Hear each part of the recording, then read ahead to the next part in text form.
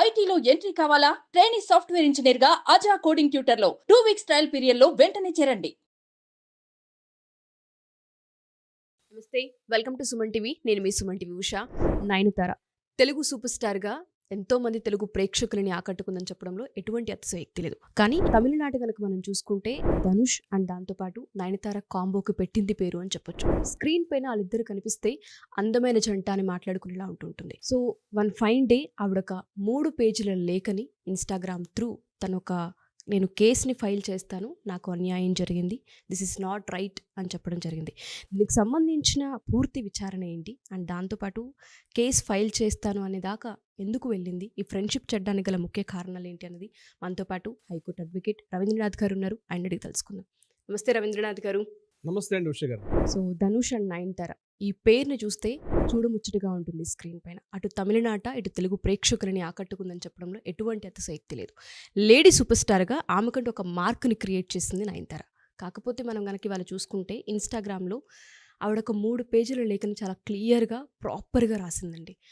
నేను ఖచ్చితంగా case file చేస్తాను, నేను చాలా డీప్గా హర్ట్ అయ్యాను దీని మీద అని కూడా ఆవిడ మాట్లాడడం జరిగింది.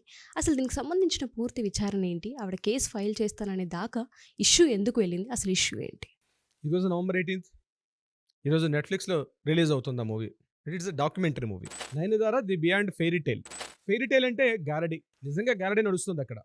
వీళ్ళిద్దరి మధ్య, ముఖ్యంగా నయనతార గారికి ధనుష్కి మధ్య మకిలి పట్టడం అంటారు కదా, మకిలి పట్టిన హృదయాలు, వాళ్ళ ఆలోచనలు ప్రతిబింబిస్తుంది ఈ Nayanthara the beyond fairy tale. నిజంగా గారడీ అని చెప్పుకోవచ్చు. ఆవిడ ఏదైతే రిలీజ్ చేశారో నెట్ఫ్లిక్స్లో ఈరోజు రిలీజ్ అవుతుంది. దీనికి సంబంధించి ఇష్యూ ఎలా స్టార్ట్ అయింది అనే వివరాలు నేను తెలియపరుస్తాను కొంతవరకు. ముఖ్యంగా ఇష్యూ ఎలా మొదలైంది అంటే, దీని మీద ఈవిడ ఒక ట్రైలర్ రిలీజ్ చేశారు. Nayanthara the beyond fairy tale అని చెప్పి ఒక ట్రైలర్ రిలీజ్ చేశారు. అంటే ఏంటి, నయనతార యొక్క సినీ ప్రస్థానం, తన యొక్క ప్రేమ, తన యొక్క పెళ్ళి, తన యొక్క పిల్లలు, తన వ్యవహారం, దీని మీద తన పర్సనల్గా ఉన్నటువంటి ఏదైతే తను చూసుకున్నారో, తను ఏదైతే మ్యారేజ్ చేసుకున్నారో, విఘ్నేష్ శివన్ ఎట్లయితే మ్యారేజ్ చేసుకున్నారో, వీళ్ళిద్దరి మధ్య ఉన్నటువంటి తమ యొక్క ప్రేమ పెళ్లికి సంబంధించినటువంటి ఒక పర్సనల్ దీన్ని వాళ్ళు ఒక డాక్యుమెంటరీగా చూపించి దాన్ని సినిమాటిక్గా చేసుకుని సొమ్ము చేసుకోవడం. అదే సహజంగా ప్రతి వాళ్ళు చేసేది. ఇంతకుముందు ఇలియానా గారు కూడా తమ మ్యారేజ్ చేసుకుంటే పెళ్లి ఫోటోలు కూడా ఇంతకుముందు తను కూడా ఒక సోషల్ మీడియాలో పెట్టుకోవడం, దాని మీద చిన్న వ్యూస్ కోసం, that is common. It's actors అంటే వాళ్ళు మనీ కోసం ఏమైనా చేస్తారనడంలో ఇది నిదర్శనం అనమాట. అందరం పెళ్ళిళ్ళు చేసుకుంటారు, కానీ సినిమా తారలు అంటే ఏదో ఆకాశం చూడిపడ తారాలోకంగా మాట్లాడుకుంటారు. కాబట్టి వాళ్ళ యొక్క ప్రేమ పెళ్లి వ్యవహారానికి సంబంధించి ఒక అద్భుతమైన డాక్యుమెంటరీని చూపించే ప్రయత్నం చేశారు. అయితే ఇందులో భాగంగా 3 seconds అంటే మొత్తం ఇది ఒక వీడియో ఉన్నటువంటి ఒక 5 minutes ఉన్నటువంటి ఒక వీడియో క్లిప్పింగ్, అది ఒక ట్రైలర్ రిలీజ్ చేశారు. అందులో 3 seconds వీడియో కొంత వివాదాస్పదం అయింది. ఏమిటా 3 seconds వీడియో? నేను దీన్ని వివరించే ప్రయత్నం చేసుకునే ముందు అసలు నయనతార గారు ఎవరు, విఘ్నేష్ గారు, ఇప్పుడు నేను చెప్పే విఘ్నేష్ శివన్ ఎవరు, అదేవిధంగా ధనుష్ గారు, కొంత వివరం తెలిస్తేనే మనకి కాంట్రవర్షియల్ అర్థమయ్యే అవకాశం ఉంటుంది. ముఖ్యంగా డయానా మరియం కురియన్, నయనతార గారి యొక్క అసలు పేరు Diana Mariam Kurian. This is born in Christian family. ఆవిడ పుట్టింది క్రిస్టియన్ ఫ్యామిలీలో, ఒక మలయాళీ కుటుంబంలో పుట్టారు, ఒక ఆర్మీ ఆఫీసర్కి పుట్టారు. పుట్టి తన అద్భుతమైన మోడలింగ్ ద్వారా సినిమా రంగంలో మొట్టమొదటిగా ప్రవేశం చేశారు, మలయాళీ రంగంలో ప్రవేశం చేసి అక్కడ నుంచి తన యొక్క ప్రతిభా పాఠవాలతో అంచెలంచెలుగా ఎదిగారు. అయితే 2011లో బాపు గారి సినిమా ఒకటి వచ్చింది, అది శ్రీరామరాజ్యం అనే సినిమా. ఆ శ్రీరామరాజ్యం సినిమాలో ఒక మహానుభావుడు, ఒక మహా కథ ఇతివృత్తం, ఒక అద్భుతమైన ఖండకావ్యం అది. ఆ కావ్యంలో నటించిన తర్వాత అందులో సీత పాత్ర వేశారు నయనతార గారు. ఆ పాత్ర వేసిన తర్వాత ఆ పాత్ర యొక్క చిత్రీకరణ సమయంలో ఆ పాత్ర యొక్క ఔచిత్యాన్ని, ఆ పాత్ర యొక్క గొప్పతనాన్ని తను ఓన్ చేసుకున్నారు. ముఖ్యంగా బాపు గారు లాంటి ఒక మహా మనిషి అట్లాంటి వ్యక్తిత్వం చేసినప్పుడు ఆ యొక్క రామాయణం ఏంటి, ఆ యొక్క కథ యొక్క ఇతివృత్తం ఏంటి, ఆ సీత యొక్క స్థితిగతులు పూర్తిగా తెలుసుకున్నటువంటి నయనతార గారు నో ఇట్స్ నాట్ రైట్ అని చెప్పి ఆవిడ క్రిస్టియన్ నుంచి హిందూలోకి టర్న్ అయిపోయారు. ఇన్ ది ఇయర్ ఆఫ్ 2011లో ఆవిడ ఆర్యన్ సమాజంలోకి వెళ్ళి తను పూర్తిగా హిందూజాన్ని మార్చుకున్నారు. పూర్తిగా ఒక హోమం చేసుకుంటూ అందులో పూర్తిగా తన పేరును కూడా అప్పటికే సినిమా రంగం ఏదైతే తనకి పరిచయం చేసిన పేరు ఏదైతే ఉందో నయనతార అనే పేరును మార్చుకున్నారు. ఈరోజు రిజిస్టర్డ్ పేరు కూడా ఈవిడ అక్నాలజ్మెంట్ కూడా పూర్తిగా హిందూ అని ఉంటుంది. ఆవిడ పూర్తిగా హిందూ మతంలోకి మారారు అఫీషియల్గా, ఆర్య సమాస్తులుగా. అట్ ద సేమ్ టైం ఆవిడ పేరు కూడా నయనతారగా చాలా మందిలోకి వచ్చారు. అయితే అప్రస్తుతమైనప్పుడు కూడా ఎందుకు నేను మాట్లాడుతున్నా అంటే, తన యొక్క వ్యక్తిత్వాన్ని తెలుసుకోవాలనుకుంటే మనం కొంత వెనక వెళ్ళాలి ఉద్దేశంతో నేను ఈ విషయాన్ని పరిచయం చేయడం జరిగింది. అంటే నయనతార గారు ఏదైనా తను అనుకున్నాను అనుకుంటే తను పూర్తిగా కట్టుబడి ఉంటారు. ఆ పాత్ర చిత్రీకరణలో సీత గారిని ఆ పాత్ర చూసి ఇంక నేను సినిమాలో నటించను అని చెప్పడం కూడా జరిగింది. దాని తర్వాత చాలామంది ఫ్యాన్స్ లేదు ఈ పాత్ర మీకు ఎంత అద్భుతమైన ఔచిత్యాన్ని ఇచ్చిందో మీరు మీ రంగాన్ని కూడా కంటిన్యూ చేయని చెప్పి అనేక వేల మంది ఆవిడకి అప్పట్లో అప్పుడు ఇంకా ఇన్స్టా సోషల్ మీడియా లేనప్పుడు తనకు అనేక మంది ఉత్తరాలు రాసి మరలా పాత్ర చేయమంటేనే సీత పాత్రలోకి ఎలా అయితే ఒదిగిపోయారో మరలా తన సినిమా రంగంలో తను ప్రవేశం జరిగింది. సో తను ఇప్పటికీ చెప్తారు శ్రీరామరాజన్ సినిమాకి బిఫోర్ శ్రీరామరాజన్ తర్వాత అనే కేటర్ని చెప్పడం నయనతార గారు చెప్పడం జరిగింది. అదే సమయంలో ఆవిడ ప్రభుదేవ గారితో మ్యారేజ్ చేసుకోవడం, ప్రభుదేవ గారి యొక్క పేరు కూడా తన ఒంటి మీద టాటుగా కూడా వేసుకున్నారు. ఇద్దరు కలిసి మ్యారేజ్ చేసుకుందాం అనుకున్నారు. అప్పటికే ప్రభుదేవ గారికి మ్యారేజ్ అయింది. తర్వాత అనేక కారణాల వల్ల అది మ్యారేజ్ పెళ్లిపెట్టల దాకా వచ్చింది. మ్యారేజ్ చేసుకున్నారు కూడా. మ్యారేజ్ చేసుకుని కూడా విడిపోవడం జరిగింది నయనతార గారి యొక్క. ఇది ఒక వ్యక్తిగత విషయం. ఇది ఎందుకు మనం మాట్లాడుకుంటున్నాం అంటే సినిమా తారలు కాబట్టి వాళ్ళ వ్యక్తిగత విషయాలు ఆవిడ సినిమా తీసుకున్నారు కాబట్టి మనం కూడా పరిచయం చేయక తప్పదు. ఆ సాహసం చేసి నేను చెప్తున్నాను. ఇది నయనతార గారి యొక్క వ్యక్తిగత విషయం. తను ఏదైనా అనుకుంటే తను చేసేటువంటి రకం. ఈ విఘ్నేష్ శివన్ గారితో మ్యారేజ్ ఎక్కడ దాకా వచ్చిందంటే నానుమ్ రౌడీ తాన్ అని ఒక మూవీ 2015 రిలీజ్ అయింది. ఆ మూవీకి డైరెక్టర్గా పనిచేసిన వాళ్ళు ఎవరంటే విఘ్నేష్ శివన్. విఘ్నేష్ శివన్ ఈ మూవీకి డైరెక్టర్గా పనిచేశారు. ఆ మూవీకి ప్రొడ్యూసర్గా పనిచేసింది ఎవరంటే ఇప్పుడు మనం ఎవరైతే డిస్కషన్ ఉన్నటువంటి ధనుష్ గారు. ధనుష్ గారు కూడా ఒక అద్భుతమైన నటుడు. ఆ మూవీకి ప్రొడ్యూసర్గా పనిచేసినప్పుడు యాక్చువల్గా ఆ మూవీ 2015లో కాదు 2013లోనే అదే కథ మీద గౌతమ్ మీనన్ ఎవరైతే ఉన్నారో ప్రముఖ దర్శకుడు, దీనికి నిర్మాతగా గౌతమ్ మీనన్ యొక్క కొడుకైనటువంటి గౌతమ్ కార్తీక్ హీరోగా పరిచయం చేస్తూ అప్పట్లో ఉన్నటువంటి హీరోయిన్ అయినటువంటి లావణ్య త్రిపాఠి గౌతమ్ మీనన్ గారి కొడుకు గౌతమ్ కార్తీక్ ఇద్దరు కలిసి ఇదే కథ మీద నానుమ్ రౌడీ తాన్ అనేటువంటి మూవీ తీసే ప్రయత్నాలు చేశారు. ఆల్మోస్ట్ సెట్స్ వరకు వెళ్ళింది. కానీ కొన్ని అనివార్య కారణాల వల్ల ఆ సెట్ నుంచి బయటకు వెళ్ళిపోయిన తర్వాత ఆ కాపీ రైట్స్ తీసుకున్నటువంటి ధనుష్ ఆ కాపీ రైట్స్ తీసుకొని దాన్ని మళ్ళీ 2015లో నానుమ్ రౌడీ తాన్ అనేటువంటి ఆ మూవీ తీశారు. ఆ మూవీ తమిళనాడు విజయవంతంగా ప్రదర్శించబడింది. చాలా సూపర్ హిట్ అయింది. అనేక కోట్ల రూపాయలు కూడా సంపాదించి పెట్టింది. ఆ మూవీకి పూర్తిగా ఎవరైతే ప్రొడ్యూసర్ ఉన్నారో ఇక్కడ ఎలా ఉంటుందంటే సినిమా ఇండస్ట్రీ పరంగా ఒక మూవీని ప్రొడ్యూస్ చేసేటప్పుడు ఇదే కాంట్రవర్షియల్ మనం ఇంతకుముందు కూడా విన్నాం. ఇటువంటి కాపీరైట్ చట్టం మీద వచ్చినటువంటి వివాదాల మీద అప్పుడు ఎస్పి బాలసుబ్రహ్మణ్యం గారు ఇళయరాజా గారి మీద కూడా చాలా కాంట్రవర్షియల్స్ వచ్చాయి. అంటే ఇక్కడ కాంట్రవర్షియల్ డిఫరెంట్గా ఉంటుందండి ఉష గారు. ఎలా అంటే ఒక మూవీని ప్రొడ్యూస్ చేస్తారు ప్రొడ్యూసర్.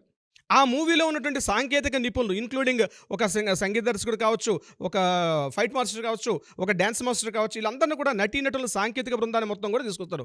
ఇప్పుడు రైట్స్ ఎవరికి చెందుతాయి? ప్రొడ్యూసర్కి చెందుతాయా లేకపోతే సాంకేతిక నిపుణులు చెందుతాయా? ఎందుకంటే సాంకేతిక నిపుణులకు ఆల్రెడీ అమౌంట్ పేమెంట్ చేసి ఉంటారు కాబట్టి సాంకేతిక అంటే రైటర్స్కి ఉండదు. పూర్తిగా అదంతా కూడా ప్రొడ్యూసర్ చేతిలో ఉంటుందని ఈ వివాదం మనకి ఎస్పి బాలసుబ్రహ్మణ్యం గారికి ఇళయరాజా గారి మధ్యలో వచ్చింది. ఎందుకంటే వాళ్ళు స్టేజ్ షోస్ చేసేటప్పుడు చాలా మూవీస్లో ఇళయరాజా గారు దర్శకత్వం వహించినటువంటి మూవీస్ మీద అందులో నుండి పాటలు ఆయన స్టేజ్ షో మీద ఆయన పాడేటప్పుడు ఇష్యూ ఏం జరిగిందంటే ఇవి నేను మ్యూజిక్ కంపోజ్ చేసిన సాంగ్స్ కాబట్టి ఇది బాలసుబ్రహ్మణ్యం గారు నాకు కాపీరైట్ చెల్లించకుండా నాకు ఇటువంటి పారితోషికం చెల్లించకుండా పూర్తిగా దీన్ని ఆయన వాడుకుంటున్నారు కాబట్టి నాకు ఇన్ని కోట్ల రూపాయలు చెల్లించాలని చెప్పి ఎంతో ప్రాణమిత్రులైనటువంటి ఇళయరాజా గారికి ఎస్పి బాలసుబ్రహ్మణ్యం గారి మధ్య కూడా ఒకసారి మలేషియాలో 2000 I think I don't exactly right correction చేసుకోండి ఆడియన్స్. సో ఈ టైంలో ఒక ఇష్యూ జరిగింది. ఆ టైంలో సో ఇళయరాజా గారు డైరెక్ట్గా ఒక లీగల్ నోటీస్ పంపించారు ఎస్పీబీ గారి మీద. ఎలా అంటే నేను మ్యూజిక్ కంపోజ్ చేసిన పాటలు మీరు స్టేజ్ షోలో పాడుతూ కొన్ని కోట్ల రూపాయలు సంపాదిస్తున్నారు కాబట్టి దాని మీద పూర్తి కాపీ రైట్స్ నాకున్నాయి కాబట్టి మీకు సంబంధించింది కాదు అన్నారు. అయితే ఇప్పుడు లీగల్ రైట్స్ ఎవరికి చెందుతాయి అంటే సంగీత దర్శకుడు చెందుతాయా లేకపోతే సంగీత దర్శకుడిని కూడా హైర్ చేసుకున్నటువంటి ప్రొడ్యూసర్ చెందుతాయా? దీని మీద చాలా వివాదం వెళ్ళింది. దాని మీద మన తెలుగునాట కూడా సినిమా పెద్దలు చాలా మంది దీని మీద వ్యాఖ్యానం చేశారు. సో వివాదాలు అన్నవి కాపీ రైట్స్ సంబంధించి చాలా వివాదాలు ఎప్పటి నుంచో వస్తున్నాయి. ఇదే సందర్భంలో మరలా ఈ కాపీ రైట్స్ వివాదం మరలా ఈ మూవీకి సంబంధించి రావడం జరిగింది. దీనికి సంబంధించిన వివాదం ఏంది? ఆ 3 seconds వీడియో ఏదైతే ఆ ట్రైలర్ పార్ట్లో వాడుకున్నారో ఆ 3 seconds వీడియో కంప్లీట్గా కూడా మేము తయారు చేసిన సెట్స్లో మేము ఉన్నటువంటి సాంకేతిక బృందంతో ఉన్నటువంటి ఆ మూవీ క్లిప్సింగ్స్ కాబట్టి అది మీరు రిలీజ్ చేయకూడదు. అది పూర్తిగా మా యొక్క ఆధీనంలో ఉంటాయి. ఆ కాపీ రైట్స్ మాకు ఉంటుంది. మా కాపీ రైట్స్ మాకు చెల్లించకుండా పూర్తిగా మీరు యూజ్ చేసుకున్న ఉద్దేశంతో ధనుష్ గారు సంబంధించిన అడ్వకేట్ అరుణ్ గారు ఒక నోటీస్ పంపించడం జరిగింది.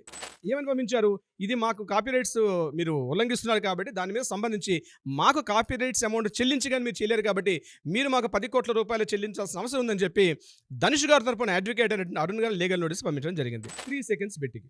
సో ఇక్కడ కాపీ రైట్స్ చట్టంలో ఏం చెప్తున్నాయంటే పూర్తిగా ముఖ్యంగా సాహిత్యం కానీ అంటే లిటరేచర్ సినిమాల సంబంధించిన సాహిత్యం కానీ ముఖ్యంగా ఏదైనా ఒక కంటెంట్ అప్ టు 30 seconds వరకు యూజ్ చేసుకోవచ్చు. 30 seconds దాటి ఉన్నప్పుడు మాత్రమే కాపీ రైట్స్ వస్తాయని చెప్పి 1955 as per copy rights act ప్రకారం ఇది చెప్తూ ఉంది. సో వీళ్ళు వాడుకుంది 3 seconds కాబట్టి ఇక్కడ నయనతార గారు రిప్లై ఒక లెటర్ ఇచ్చారు. ఆ లెటర్ ఇచ్చేటప్పుడే ఇక్కడ కాంట్రవర్సీ అంతా కూడా జస్ట్ ఆ లెటర్ పార్ట్ దగ్గర కాంట్రవర్సీ అయిపోయింది. ఎందుకు కాంట్రవర్సీ అయింది అంటే లెటర్లో ఆవిడ ప్రస్తావించేటప్పుడు లెటర్లో ఈ పాయింట్‌ని వదిలేసారు ఆవిడ. ఏది? నేను 3 సెకండ్స్ వరకే వాడుకున్నాను. యాస్ పర్ కాపీరైట్ ప్రకారం 30 సెకండ్స్ వరకు నాకు లిమిటేషన్స్ ఉన్నాయి అని చెప్పడం వదిలేసి, ఆవిడ ఏ రకంగా మాట్లాడారంటే, మేము మా పర్సనల్ మొబైల్ ఫోటోస్ తోటి మేము తీసుకున్నాం. అవి మీ యొక్క ఇన్‌స్ట్రుమెంట్స్ కావు. అంటే వీడియో క్యామ్స్ కావచ్చు, ఎడిటింగ్ కావచ్చు, మీది కాదు. నేను ఆ షూట్‌లో వాడుకున్నాను కాబట్టి, నాకు సంబంధించింది కాబట్టి నేను వాడుకుంటున్నాను అని చెప్తూ ఆవిడ లెటర్ రాస్తూ, ముఖ్యంగా వాళ్ళ ఫాదర్ పేరు, వాళ్ళ బ్రదర్ పేరు సెల్వరాగన్ పేరు ఇంతమందిని పాయింట్ ఔట్ చేస్తూ, ఇన్వాల్వ్ చేస్తూ ఆవిడ ఒక 3 పేజీల లెటర్ రాశారు. వీలైతే ఆ 3 పేజీల లెటర్‌ని కూడా ఈ వీడియోతో పాటు ప్లే చేసే ప్రయత్నం చేయండి. అయితే ఇక్కడ ఇష్యూ ఎక్కడొచ్చిందంటే, వీళ్ళందరిని ఉద్దేశిస్తూ మాట్లాడుతూ అంతకుముందు ప్రెస్ మీట్‌లో అంటే ఈ యొక్క ఆడియో ఫంక్షన్ 2015లో జరిగినటువంటి ఈ మూవీ 'నాను రౌడీతాన్' అన్నటువంటి మూవీకి ఆ ప్రెస్ మీట్‌లో యాక్చువల్‌గా ఈవిడకి ఫిల్మ్‌ఫేర్ అవార్డ్ వచ్చింది 2016లో నయనతార గారికి ఇదే మూవీకి సంబంధించి.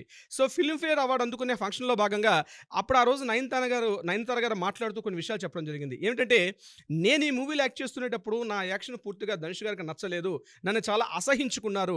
అయినప్పటికీ కూడా నేను బై ఫోర్స్ చేయాల్సి వచ్చింది. ఎందుకంటే ఒప్పుకున్నాను కాబట్టి అని చెప్తే అదే సభ మీద ఉన్నటువంటి ధనుష్ గారు కొంత స్మైల్ చేసుకుంటూ వెళ్ళిపోయారు. సో, ఇప్పుడు సోషల్ మీడియా వేదికగా ఆ యొక్క క్లిప్పింగ్స్ కూడా వాడుతున్నారు చాలామంది సోషల్ మీడియా వాళ్ళు. అంటే మూవీ రిలీజ్ అయినప్పటికే కొంత కాంట్రవర్సీ అయింది.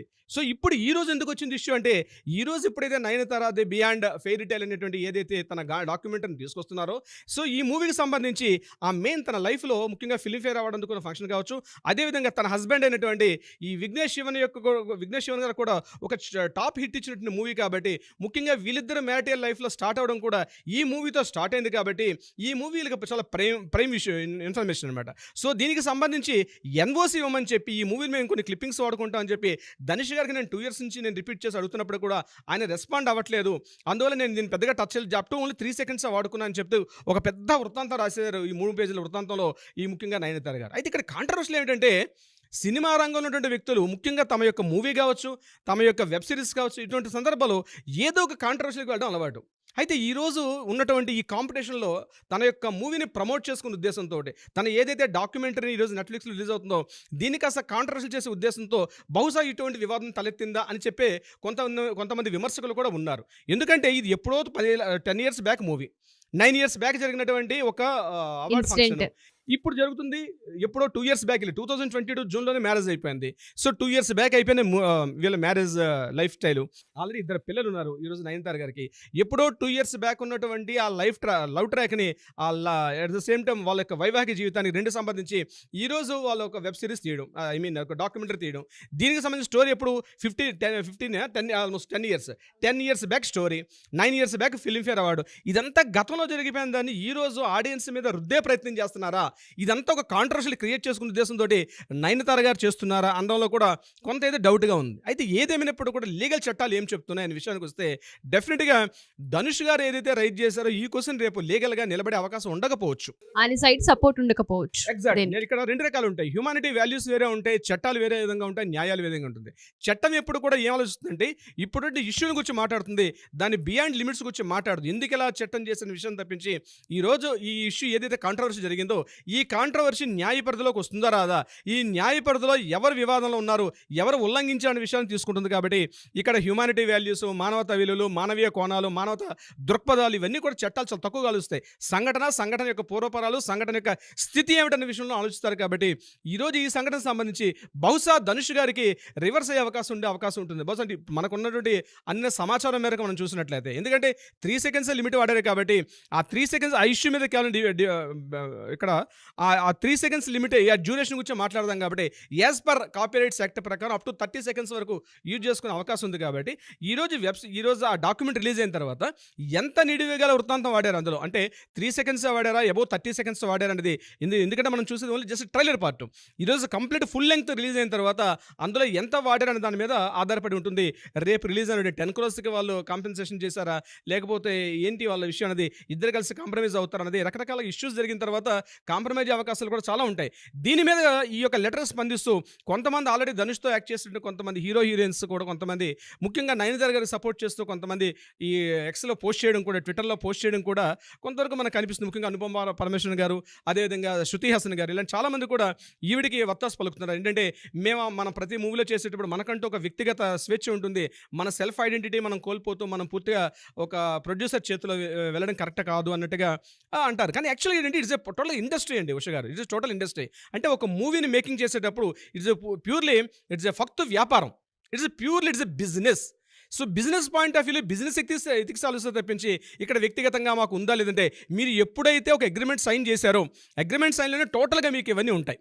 దీనికి సంబంధించింది కూడా ఇదే విషయం నయనతార గారి మీద చాలా ఇష్యూస్ జరుగుతున్నాయి. ఎందుకంటే నయనతార గారి మీద 2020 అనుకుంటాను ఒక పెద్ద ఇష్యూ వచ్చింది.